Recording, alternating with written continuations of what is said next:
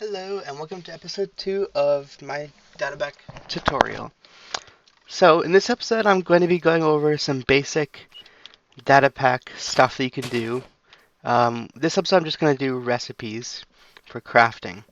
And I'm also just going to explain what data packs are and how they work. They're similar to mods in that they change how the game works. But instead of being able to change anything, you can only change stuff that Mojang has let you change. So they're not as powerful as mods, but the upside is that when you put them on a server, anyone can join the server. They don't need to download the data pack to join it, which is pretty cool. So to get started, you want to go to your .minecraft folder, and if you don't know how to get that, you can just type appdata %appdata %, and then it should be right here. And then you're going to want to go to saves and go to the world that you're working in, and then data packs. So now you just want to create a new folder. You can name this whatever you want. This is like the name of your data pack. I'm just going to name it whatever. And then here is the format. And it looks intimidating, but don't worry because every single folder is completely optional. You only need to add the folders of stuff that you're changing. So the only thing that's mandatory is this one file, which just describes what version the data pack is in, and then a description. So you can see in the latest snapshot, it is version 55. So I'm going to copy and paste this and just make a new file called that pack.mcmeta and just click yes. And then just going to copy and paste it and change this to 55. And then you can set the description to whatever, it doesn't really matter. And make sure to save the file. And then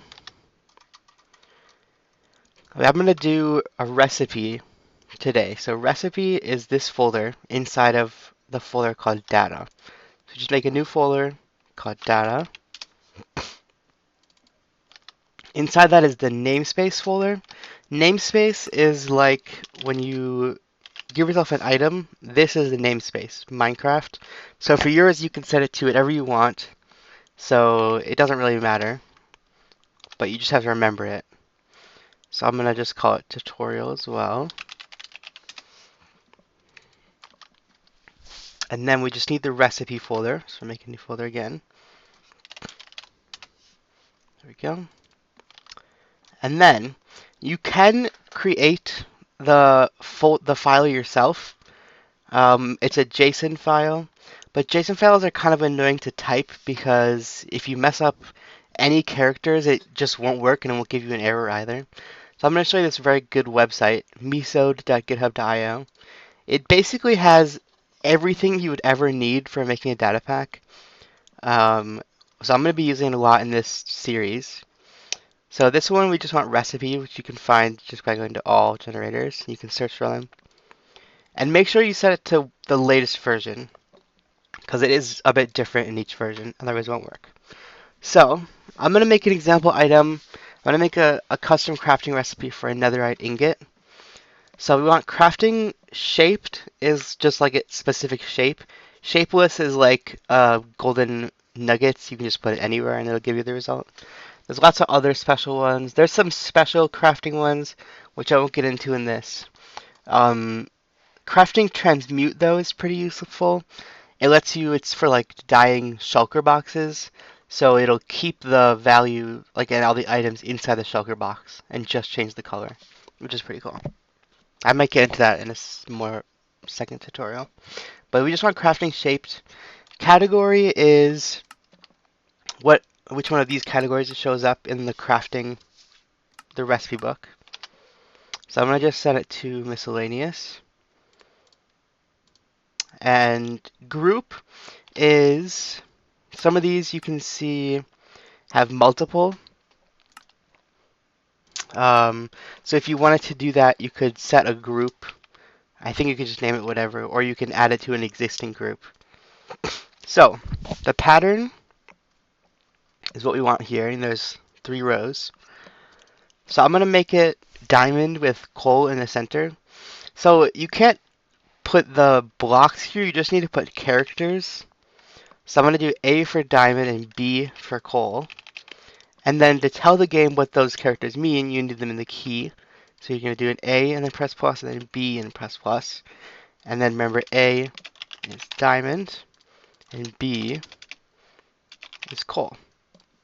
And also, as you can see, it lets you do the tags here. So if I wanted it to work with any ore in the middle here, I could do ores. I might have to do a list and do all of them, but if I wanted to do diamond ores, so you can do deep slate and normal diamond. So you can do stuff like that too, which is cool. And then the result, we want it to be a netherite ingot. There you go. Count is optional. If you want to craft multiple, you could, but I just wanted to do 1. Components is what I went over in the first episode. You could make it a custom item, of course. And show notification is just when you unlock the recipe, it pops up in the corner of your screen. I'll show you an example.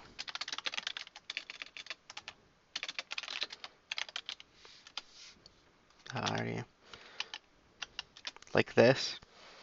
Well, okay, it didn't pop up, but you've probably seen it before when you get new items. So I'm going to just set that to, I think it's false by default. I'll just leave it as false. Now, you can either download the file or copy it. I would just recommend copying it because it's easier to just create a new text file here and name it whatever you want. It has to be .json. And then you can just copy and paste it into it. And I would recommend getting Notepad++. It's like just a better version of Notepad that works, as you can see, with like colors and coding for stuff. There are some more complicated programs you can use, but you don't really need them for just JSON files. So just make sure to save the file. And now, to update the data pack, you can just do /reload. And now let's see if it works. It should work. I need diamond and coal. Then we set it to be this with this. And you can see it gives me a netherite ingot. And that's the pop-up that it normally shows.